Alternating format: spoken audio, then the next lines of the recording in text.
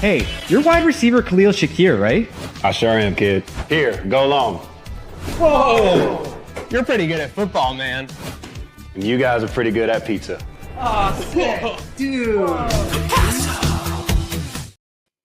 Folks, welcome back. It is just afternoon in Eastern time. We're at the bottom of the hour, 12:28, June 30th. It is Trainwreck tonight, 395. We are into the dog days, boys. It's hot all week. It's hot all next week. We ain't got nothing to worry about in the weather anymore, whether you're in Chicago like Mr. Micah or whether you're Western New York bound like the Slickster with me. But quite the weekend to get into recapping. We just had a huge NFL trade. I don't know. The only thing I got to say with this NFL trade, and I'll get right into it, I a lot of names, and then I checked the Super Bowl odds, and nothing moved. Nothing even moved a smidge on some of these sites. So, I mean, am I expected to care about this? I don't understand the trade for either team, really, except for two guys that might just have hated their teammates and needed to get out. Like, that's really what it felt. It felt like I'm trading my problem for your problem, to be honest. That was my first take. A little problem swap. Nothing like a problem swap. Yeah, I mean, it's kind of confusing for me too, but, you know, two teams that I really don't think will be too much of a thorn in our side this season. At least let's hope not. So. Agreed. And speaking of which, so that's kind of the end of the weekend, Monday morning. Let's go back to the beginning of it. Thursday night, late, we got Peterka is gone. A rumor that had been long in the making. All of a sudden, it's like this guy was at 40 Thieves every night. Like, you know, like it's almost like there's like a, you know, like there was like an army ready to go. I don't know. It was very suspicious the way that happened, but curious your guys' reactions when the dust settled. Obviously, shout out to the Crossing Swords boys. They were live for, I think, 2 hours after it happened, taking everyone's reactions. And I know that in the moment, it was very Armageddon-esque.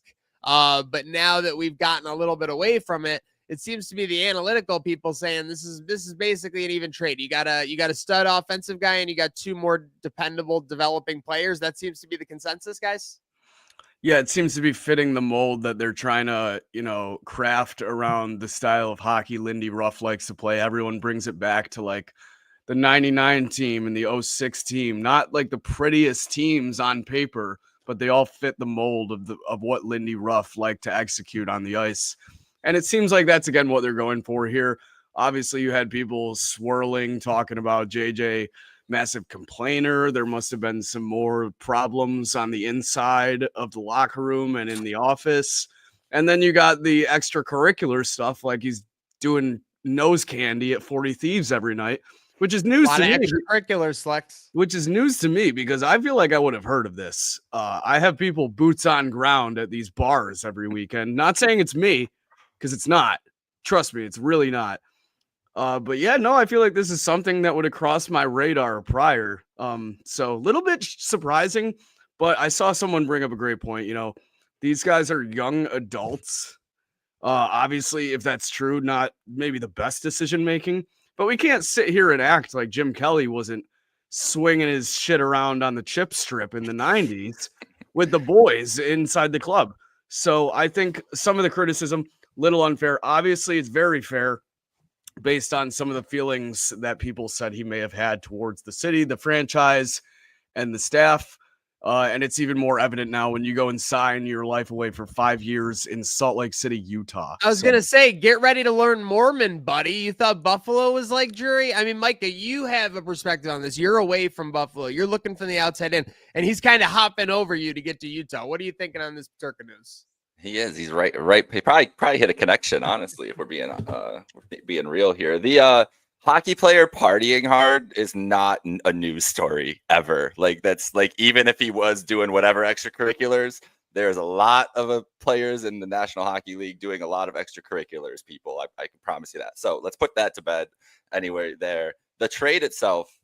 Guys, the Sabres, in this whole drought, they've had a lot of offensive. We've talked about how much great offensive talent. We talk about the guys that have gotten away, Reinhart, Eichel. Well, we don't have to go through the whole laundry list of everybody, but there is. What's the great defensive talent that they've really addressed? I honestly think it's one of the original sins of the Pagula thing, right? Like the Christian Ehrhoff 10-year deal that they signed and courting Robin Regier, literally private PJing Robin Regier out of Alberta Dude, yes. to try to get him. When you consider they were flying the Pagula jet to go get Robin Regier. So when you talk about, but Micah, hold on. One thing about that, go ahead. about the no, because the reason they did that was to court him for a no trade clause, right? And now the Sabres can't convince any player to get rid of a no trade clause. Do you think it has to do with the fact that you set the standard for fucking Robin Regier, that the owner's going to fly you out in a PJ to Boca on your beat? Like, so anyways, that's where this starts. And then I think Terry was like, well, we need the league's turning offensive and smaller and everything. We just need great offensive talent. And they really haven't paid attention to the defensive side like they've paid attention to forwards, or like they paid attention to goalies, even if you want to talk about, swinging for Robin Leonard and making a big trade thing like that, like a Vander Kane, like all these big trades are mostly for offensive players or goalies. And I think this is finally, when I look at the org chart, it looks balanced for the first time in a long time. I don't know if that's good. I don't know if it means they're going to be good, but it looks like a normal hockey organizational chart and doesn't look like they're imbalanced for the first time. They have depth in all the places they need to have depth. That's what I liked about the Peterka trade. I like Peterka as a player, but do we think JJ Peterka is going to be like apparently Trophy Peterka's winner? a 0 in the defensive zone? It's kind of tough for me to tell when these guys are a 0 in the defensive zone, especially when they're putting up 25 plus goals in that development. I think that's a little bit blinding. It's hard for me to tell that Peterka's yeah. terrible on defense when he's like one of our only players producing a lot on offense, and our defense can't even play defense. So it overshadows when the offensive guys can't participate on defense. So getting into it real quick, we had the leak mentioned. I got to get this up here, and I'm not talking Malik Beasley. There's some tough highlights going out about Malik Beasley. Oh, those are. I mean, don't even. I mean, if he could take a plea deal, he should do it right now. I do. Jeez, I didn't hear. Where do we get that? Okay. Oh, you didn't hear about this? So anyone else see the video of Lindy welcoming Tim's and Sabres? So this was a night and a half ago. Now, since they have deleted the video, but we have a screen grab somehow, and it looks like Byram and Clifton are in a different color compared to Kesselring. Now, the only thing I could think of is that they're not planning on having the guys in a certain color, and they're planning on having the guys in a certain color, and Kesselring is obviously on the team. Clifton is no longer on the team. This is kind of like, is this bad? Is this bad? Well, how does that get through, bro? How do you film? Oh, I mean, filming is fine. The coaches aren't supposed to know it, but we gotta edit things. Sabres media. We gotta look. We gotta make that white in the back, blur it out like Maniac's blurred out right now. Look at you can't even see stuff behind me. They can't. There's no blur. I see zero blur. The only thing you can see is I got a big ass TV and a green screen behind me. Besides that, nothing else is discernible. It's tough. It's a tough look. But do we? Sabres cameras need that 8K portrait mode they got on SmackDown and Fox Sports. This is tough. This is tough. I mean, the deleting is so telling. It's so telling. Yeah. I don't want to criticize too hard. I know some people in the social media. No, things happen. This stuff happens. It's things just happen. Things happen. And how are they supposed to know going into this too? I would like to think that a coach didn't sit down with the social media guy and be like, listen, by the way, the stuff behind me is future draft consideration and trade picks. So probably don't film it. I don't think that conversation was had. I think they just got a camera guy on scene in there. But yeah, very telling with the deletion. Now I'm even wondering even more who that fourth name is hidden behind Lindy's head. Oh, mute my. I got mute monster, the fourth man. But yes, speaking of deletion, we got to see some deletion in person this weekend at Nickel City Con. Slick, why don't you take us through the weekend to Sunday? Yeah, so Friday, I'm trying to think. We did Friday something was else. a light day. Remember, not a ton of fans, so we just got some B-roll. We're hanging out. Now that Slick's becoming a veteran, he's going to remember next year on Friday. That's like the go easy day. Like, don't plan to get anything crazy. You just kind of scope it out, see the vibes. Saturday, Sunday, you're playing for keeps for sure. Yeah, I'm trying to. Didn't we do something else on Friday though? Well, Friday we got Mindy Sterling. We got Mindy Sterling from Austin Powers and more. She was darling. She gave us a great interview. With that said, then we had Saturday, great time, lots of interviews. Bam Margera. Are we gonna talk about the Bam Margera line situation? Yeah, we got to talk about a couple line situations because one was long unexpectedly and one was short, maybe a little less unexpectedly, but still kind of surprising. Bam Margera, probably the most consistently long line all 3 days at Nickel City Con. Besides the Hardys. Besides the Hardys, the wrestlers you can't consider them with the rest of the tiers all the time because they are just that much more popular. Freakish though. I mean, I'm talking about a line 15 long the entire time, Mike. Entire time. Maybe double at some points. The aura is very apparent from his TV days. A lot of good interactions. The coolest part I thought about Bam was when he had time going up to all the other celebrities at other booths that he was friends with, saying hello. We got an interaction, him and the Hardy Boys, well as Mindy Sterling and the Hardy Boys, something I didn't exactly see coming, but that was pretty cool. And then the other line situation we might need to discuss is the guy that claims he's the oldest ride, longest line, might not be the longest line in the park anymore, Maniac. Ric Flair, their Saturday, Sunday of Nickel City Con, not really much of a line, more than 5 people the entire time, I want to say. Guy, I was told from people that paid to meet him, paid to get a photo with him. He was robotic, very much on cruise control mode for the entire thing, very checked out and not wanting to be there. And then photo ops he held at 10:55. Oh, don't even do this. Don't even do this on the air. And the last call was at 10:57. Yeah. So now I want to just get something out in there though. Like rumors people were swirling about the prices. Were they not, Sleck? That it was like $400 for a photo op or something? Photo op prices were rumored to be very high, and signatures and photos alone by themselves at the desk were $80. So that was definitely surprising when you saw the line for the desk. But in terms of photo ops, if what we heard for the photo ops is true, then yes, I'm not surprised that it was over in 2 minutes. Yeah, Mike, it was a tough beat there. Obviously, we love our superstars. Like, Ric Flair has lit up our TV song, obviously, on tough times. And, I don't know, like you said, it's like appropriately. Yeah, there was no animation out of him at all for the 2 or a day and a half that we saw him. It was just straight shooting and could not be more vanilla acting. Again, obviously, everyone has their own situation. He's an old man. We're, older gentleman. I'll be an old man hopefully one day at his age. But yes, very odd to see him. Very, unfortunately, not sad because this is a man who's had a long career. He's had a lot of great moments, everything, but unfortunate. Definitely Mickey Rourke wrestler status for sure.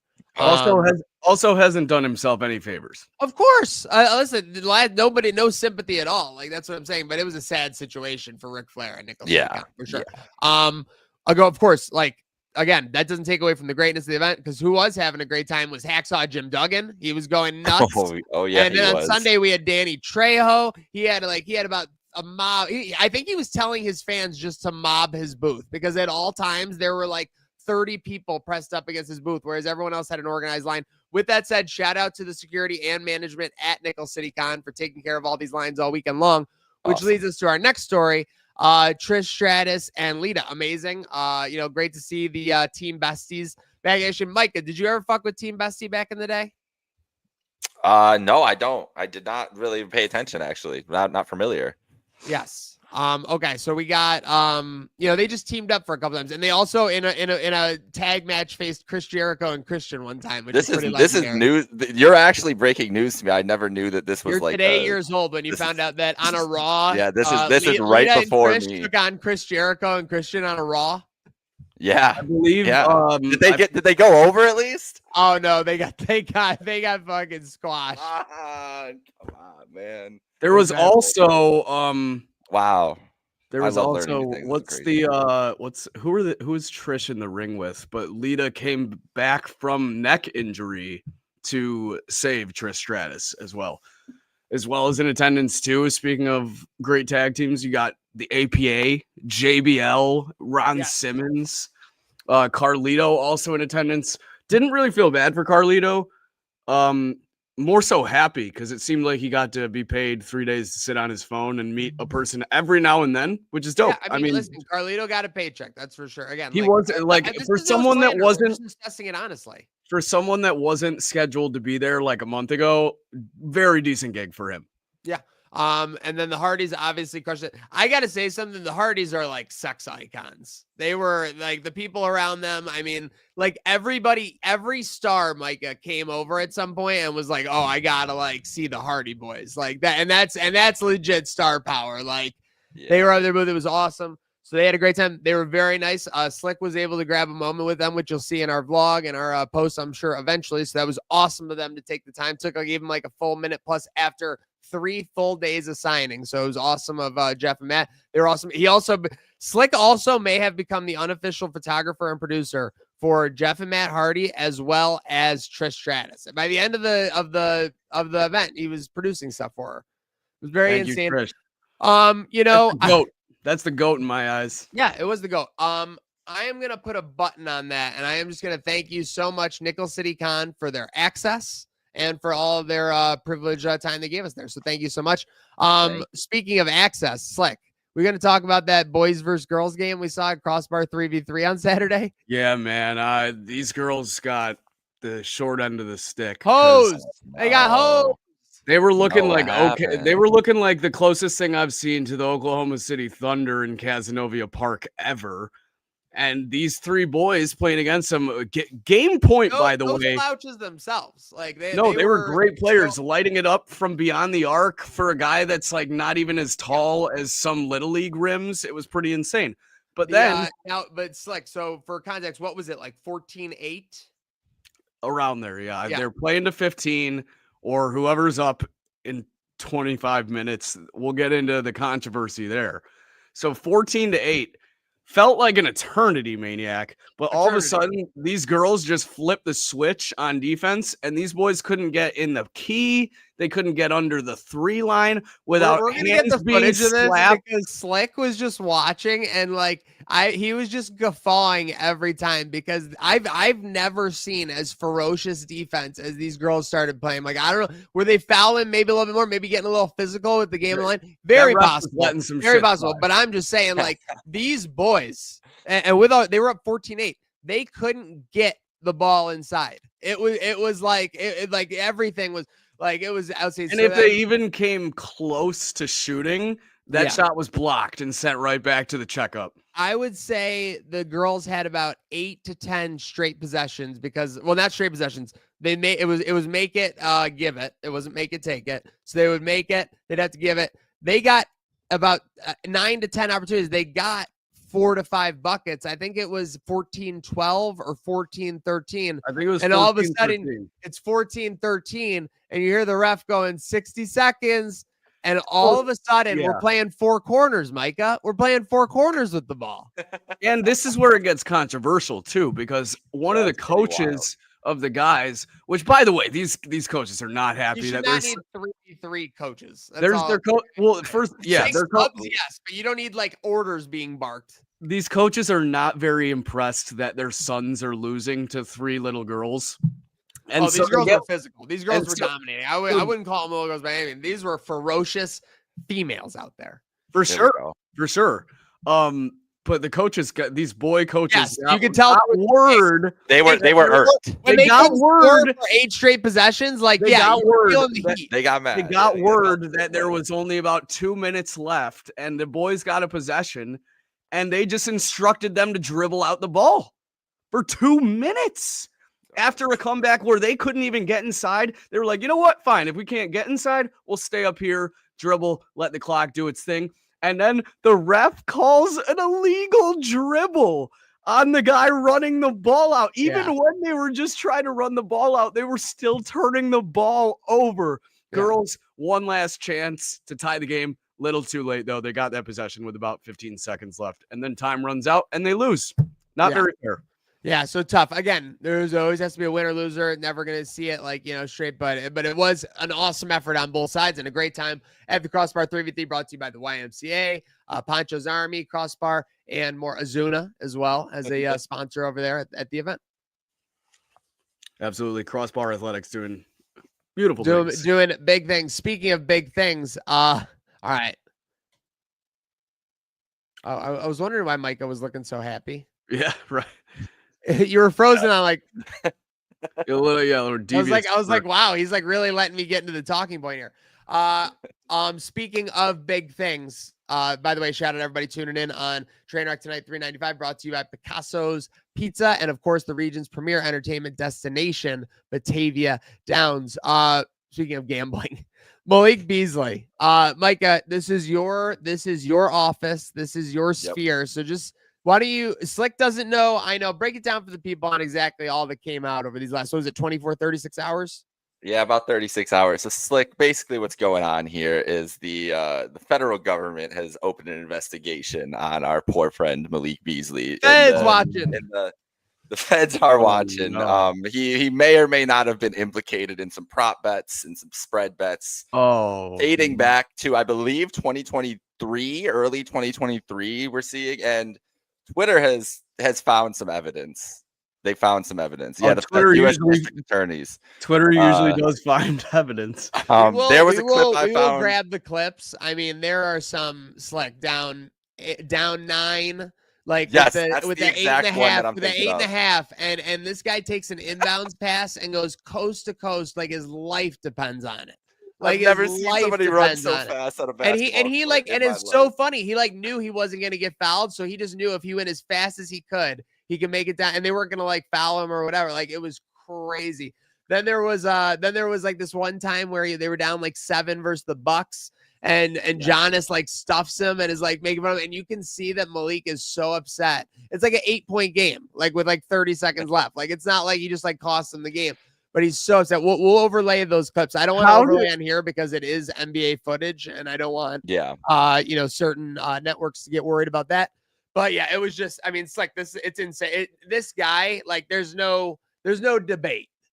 Like, how do they fuck over this Porter guy who didn't even touch the floor, while Malik is just flying under the radar, placing his own prop and spread bets, and then running them with like 30 seconds left down. So it seems like Malik lie, bets, that's so obvious. It seems like he bet on himself. Yeah. And but like he bet on worse. himself or bet on his low. Like if they were like they were the 8.5-point underdog. So he's like, that's what I'm saying. we need a cover. We're better than that. I know, there is one really bad one. That just makes it so obvious. There is one really bad one where the Pistons are up 8 against the Pacers. Oh no. And he just like with like 5 minutes left or 4 minutes left, and he just lets Halliburton blow by him. Slick. His feet don't move. Like he just stands there. Like he just straight stand like so. Okay, so like, he's not. Like, you gotta look at these clips. Again, but now, can I say something? I'm going to say this right out on the record. If your team is an underdog, you should be able to bet them on the spread and on the money line. No props, no props. But if your team is an underdog, you should be able to bet them on the spread of the money line. Your team, you can't bet against your team, of course. They should figure out a way to like lock that for the. Could you imagine if you found out like LeBron laced like a $5 million bet on like a money line like DraftKings play before? Make it a whole production. There's like a bet slip DraftKings thing like by the court. It's like, is LeBron gonna bet on the Lakers tonight? When LeBron bets 100,000 on the Lakers. When he throws up the chalk, the hologram ticket appears and it's his bet. God. Back LeBron's bet. Back LeBron's bet. Back the bet. The LeBet. The LeBacking.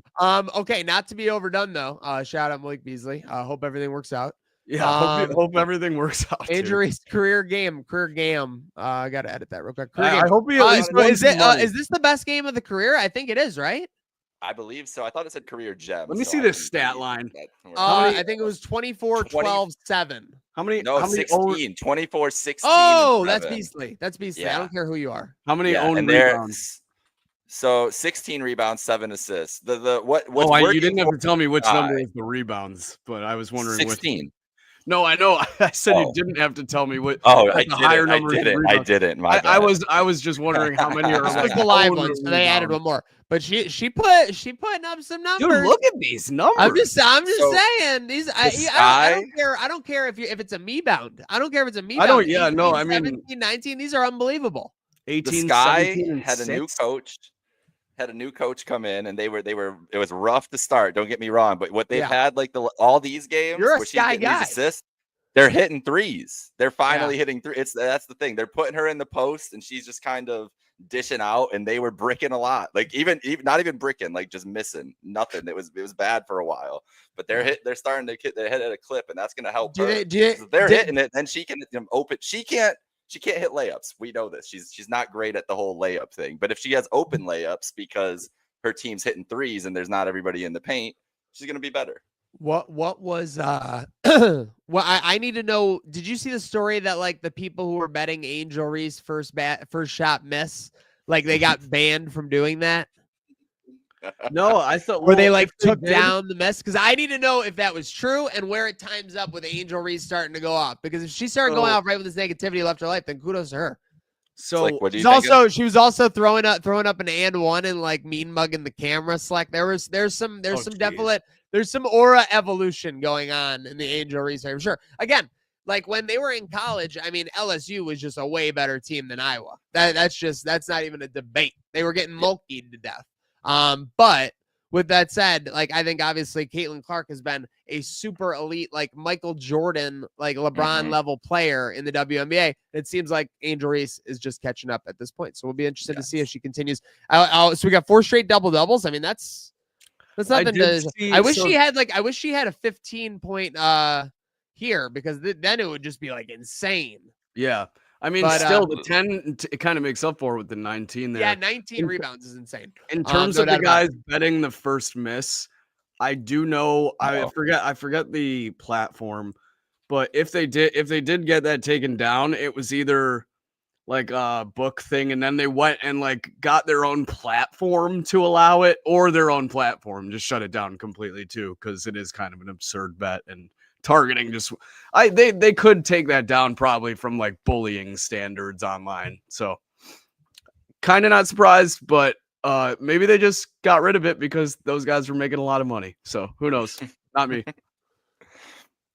This is thinking of making a lot of money. Looks like this guy Skyhook had Aldrich Punkgeiter at 125 to 1. Now again, you put $1 on it, who cares? But put 1,000, you got a house in some spots. But that's amazing. Slick, you know how old Aldrich Punkgeiter is? No, I don't. 20 years old. So now won the Rocket Mortgage Open at 125 to 1. He's not an amateur either. He's just pro. There's I'm an idiot. I have no clue. His pro. Okay. It says his pro-am playing partners are Lions kicker Jake Bates, punter Jack Fox, and long snapper Hogan Hatton. I got this little detail from Brad Galley. So again, this guy, looks like just the nicest guy, right? Like, is that him with the beard? No, this is him right here. Oh my God. Yeah, that's what I'm saying, dude. Wow. What a beast. Yeah, what a beast. And shout out that guy too. He might have only bet $1 on the 125 to 125 to 1 is a hit. That's a hit. And I saw that card. He no slouch. He also had a top 5 placement there. So also cashing on that. But also, just to be clear, like $1 versus $8 on 125 to 1 is a big difference. That's 1,000 versus $100. Of course. So I might need to know how much you threw on that. With that said, thank you. Send help, Batavio Downs. Thank you. I like that. The Sabres icon looks like the crazy fan for sure. Pretty cool. But yeah, definitely an entertaining Rocket Mortgage. Again, I will say the one thing I don't like is in these PGA. That's that shit I don't like is in these PGA tournaments when someone wins with like a -20 or more. Like, come on. Like, what is this course doing? Like, is it like a luxury course? I think they need to hold a tournament, and I've always said this, where when someone gets to like -20, like they win. Like the first one to get to -20 wins. And if he's like, so if that person is in hole 12 of their second round, like nobody can golf past hole 12 of their second round. Like that's the way you like do it. What It's not about a bad that idea. tournament? Now, again, Yeah. TV ratings might be sketchy if you don't have another 2 days of the tournament, but we'll keep it going. We'll see. But Yeah, I think I to agree with you, that spot they had the US Open at, where was that, in Pennsylvania? Everyone was like struggling to even go on. Yeah. No, I think that's how it should always be for majors. That's what I'm If you saying. get That, like that -10, made or I think that made people realize like what golf actually can be, because sometimes these guys just make it look so easy. Like when they're still struggling to even get under par, like that's when you can really appreciate it as a fan and realize how good these guys truly are, because that course was eating them up. It was eating them up. Speaking of getting eaten up in golf. So I threw this on here. No one was talking about, because it came across. I mean, look, you're getting closing on 1 million views. So this is just the dumbest situation I've ever seen. Like, what are we doing here? Thought, what a dumbass. Ridiculous. Like, what are we doing? There is no sport where filling out a form should have, like, I get baseball. Like baseball, you have a lineup, you're moving players around. Like, okay, like that makes sense. Like that makes sense. But just an actual form to submit what you did makes no sense in professional sports. We are in an era where this stuff can all be easily monitored. Every single person knows we should call back in, more than 15 minutes. I'm sure there's some reason why it's 15 minutes, or else it's just the most asinine thing. Like maybe you're seeing if they like notice in the first 15 minutes or something. I have no idea. But like, I mean, this is just bonkers. It makes sense. I feel terrible for this girl. I don't even know where she was in the scoreboard. You're about to get cut. It's wild it's wild to ask that. Oh no. Oh no. All right, I think you got that.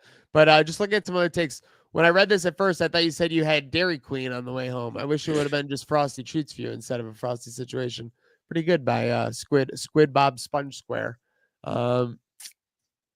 Hannah, did you know your name is spelt the same backwards? How sick is that? I write it backwards all the time, and no one notices. That's pretty funny. That's pretty funny too. But what a time good, to bring that up. Pretty good clapback. Indeed. Yeah, people just trying to make her feel better. I mean, this is just shitty. Shouldn't happen, and that should be the end of it. I just wanted to bring some attention to it because it's bullshit, for sure. Yeah. No more bullshit here, though. Wimbledon times. Like, you get the strawberry, whatever they are out. Yeah, back on the grass. WTA was just in Hamburg or something. I think we were watching there some grass action before the tournament of all tournaments.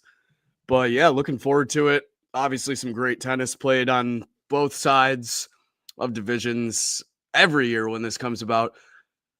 Feels like we're probably on the men's side going to see usual suspects make their way to the finals.